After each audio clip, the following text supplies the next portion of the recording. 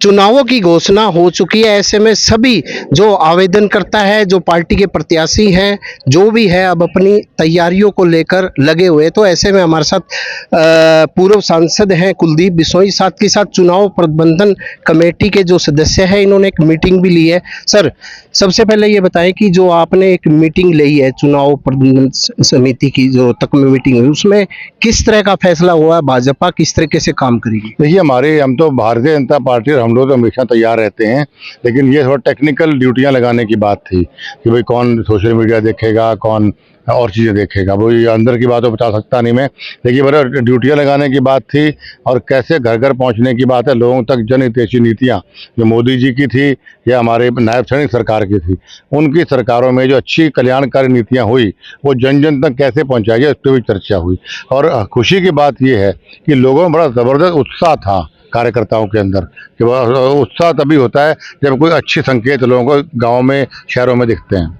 तो सर, अगर बात की जाए अब आदमपुर क्षेत्र की, जैसे भव्य बिश्नोई वर्तमान में विधायक है, तो क्या लगता है आगे आप लड़ेंगे, भव्य बिश्नोई लड़ेंगे? तो क्या लगता है उनकी तैयारियां कैसी है? देखिए, मैं तो किसी हालत में चुनाव नहीं लड़ूंगा और भव्य ही चुनाव लड़ेंगे आदमपुर से। जनता की भी यही मांग है और भव्य जी ने जो पिछले 1.5 साल के अंदर जो ज़बरदस्त मेहनत आदमपुर के लिए की है, मैं समझता हूँ अपनी उम्र से कहीं डबल उम्र के भी आदमी से ज़्यादा मैच्योरिटी और उससे कहीं ज़्यादा काम कराने की क्षमता, हर मुद्दा विधानसभा में उठाना, मुख्यमंत्री से भी मिलना, मंत्रियों से मिल के काम करवाना, मतलब उन्होंने कमाल ही कर रखा है।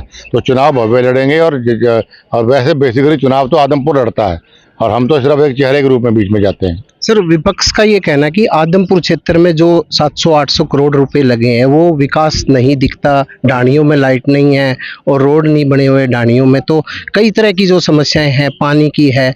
तो कैसे देखते हैं जो 800 करोड़ रुपया लगा है वो क्या क्या प्रोजेक्ट के लिए लगा है? देखिए, पहली बात तो जिन लोगों को 800 करोड़ रुपये लगा हुआ नहीं दिख रहा, अगर उनको ये दिखाई नहीं दे रहा है तो उन्हें अपने दिमाग का इलाज कराना चाहिए।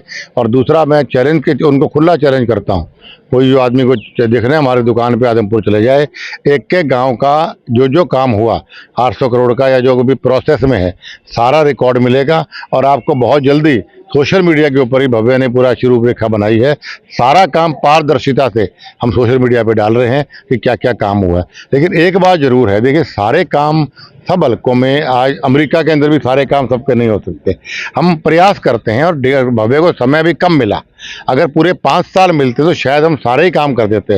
लेकिन फिर नवंबर 2022 के अंदर वो विधायक बने और उसके बाद 2 महीने लोकसभा की आचार संहिता लग गई, तो उनको मिला ही सिर्फ 1.5 साल है। और 1.5 साल के अंदर उस जो भव्य बिश्नोई जी ने 800 करोड़ रुपए सरकार से ला के एक कीर्तिमान साबित किया है। मैं खुद भी विधायक 4 बार रहा हूँ, भजन लाल जी भी रहे हैं। सत्ता को छोड़ के और खुद मुख्यमंत्री को छोड़ के अगर कोई आदमी इतने काम लेके आता है तो निस्संदेह जनता के दिलों पर राज करने वाली बात है। सर, आपने राजस्थान में काफ़ी मेहनत की, बीजेपी के कई विधायक बनाए, तो ऐसे में आप हिसार से टिकट मांग रहे थे, हिसार से टिकट नहीं मिली, ना आपको राज्यसभा में भेजा गया, तो इसको कैसे देखते? क्योंकि लोगों, आपके जो समर्थक है वो चाहते थे कि आप भी यहाँ से एमपी बने, तो क्या कहेंगे? नहीं, देखिए, मैं कभी किसी पद का लालची नहीं रहा। मैं 2 बार सांसद रह लिया, 4 बार विधायक रह लिया, लेकिन निसंदेह मेरे कार्यकर्ताओं की, मेरे नेताओं की पूरे प्रदेश में और राजस्थान में एक उनकी भावना थी भी कुलदीप बिश्नोई को लोकसभा या राज्यसभा मिलनी चाहिए, क्योंकि ये एक जो भारतीय के लिए भारतीय जनता पार्टी के लिए एक एसेट साबित हो सकते हैं। उसमें कहीं ना कहीं मैं समझता हूँ पार्टी से चूक हुई है, लेकिन मेरी फिर भी अपने कार्यकर्ताओं से यही प्रार्थना है कि भाई हमें किसी प्रकार का गुस्सा नहीं रखना, हमें भारतीय जनता पार्टी के लिए काम करना है। सर, अभी जो विधानसभा चुनाव होंगे तो आपने भी एक अपने अलग से कुछ 10 सीटें मांगी है जो अपने लोगों के लिए, जो नहीं, मैं कितनी मांगी तो मैं नहीं बता सकता, लेकिन अच्छे खासे कार्यकर्ताओं के नाम मैंने उनको लिख के भिजवाए हैं। और कल हमारी शाम को मीटिंग भी है 5 बजे, तो कल और परसों उसमें पूरा पुरजोर पैरवी अपने लोगों की मैं करूंगा। तो सर, अगर बात की जाए, जैसे दीपेंद्र हुड्डा ये दावा करते हैं कि आगे सरकार हम बनाएंगे, दीपेंद्र हुड्डा लोगों से हिसाब मांगते घूम रहे हैं सरकार का, जो भी, क्या कहेंगे? देखिए, पहली बात तो सरकार कांग्रेस की बनने का मैं नहीं समझता दूर दूर तक कोई भी चांस है। इनके जो वोटर है ना जी, वो बाजे ज़्यादा है। भारतीय जनता पार्टी का वोटर है वो शांत स्वभाव के लोग हैं और वो वोट मन से देते हैं और चुपचाप जाके वोट डाल के आ जाते हैं। और जहाँ तक हिसाब की बात है, माननीय नायब सैनिक जी ने इन लोगों पे सवाल दागे हैं, पहले उनका जवाब दो और सरकार के जो सवाल जो जवाब मांग रहे हैं, हर चीज़ का जवाब आजकल ऑनलाइन है, हर चीज़ का जवाब देने सबको दिख रहा है। लेकिन जो उनकी सरकार में जो भ्रष्टाचार हुए कांग्रेस सरकार में, या जो कांग्रेस सरकार में घोटाले हुए, उसका जवाब कांग्रेस पार्टी को देना चाहिए। जैसे अभी वर्तमान सरकार में भव्य बिश्नोई को मंत्री नहीं बनाया गया, आदमपुर के लोग चाहते थे युवा है इसे मंत्री बनाया जाए, तो आगे क्या लगता है विधानसभा जो चुनाव होंगे, बीजेपी अगर सरकार आती है तो क्या लगता है कि सरकार में एक बड़ा महत्वपूर्ण प्रतिनिधित्व मिलेगा? निसंदेह इसमें कोई शक नहीं है। मेरी बढ़िया तरह बात हो चुकी है। मैंने लोकसभा के अंदर भी जब वोट मांग रहे हैं, मैंने कई बार ठोक बजा के मेरी बात हुई है, और वो रिजल्ट इसके बाद ऊपर तक बात मैं करके आया हूँ। उसके बाद बढ़िया रिजल्ट विधानसभा के अंदर मिलेगा।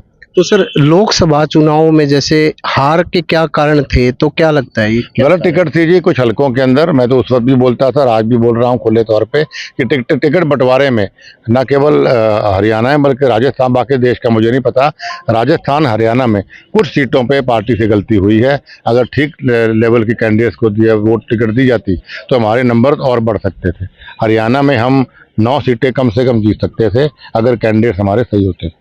जैसे कुछ लोग विपक्ष के लोग ये कहते हैं कि इस बार गढ़ तोड़ेंगे, कुछ लोग घूमते अरे वैसे आपका पारिवारिक चौधरी भजनलाल जी का गढ़ है, तो आप आदमपुर के लिए आगे क्या करना चाहते हैं, उसका किस तरीके से रोल मॉडल बनाना चाहते हैं? देखिए, चौधरी भजनलाल जी का गढ़ कोई दुनिया में आज तक तोड़ नहीं सका। चौधरी भजनलाल जी परिवार और खास तौर पर चौधरी भजनलाल जी आदमपुर जन के हर आदमी के हृदय में बसते हैं।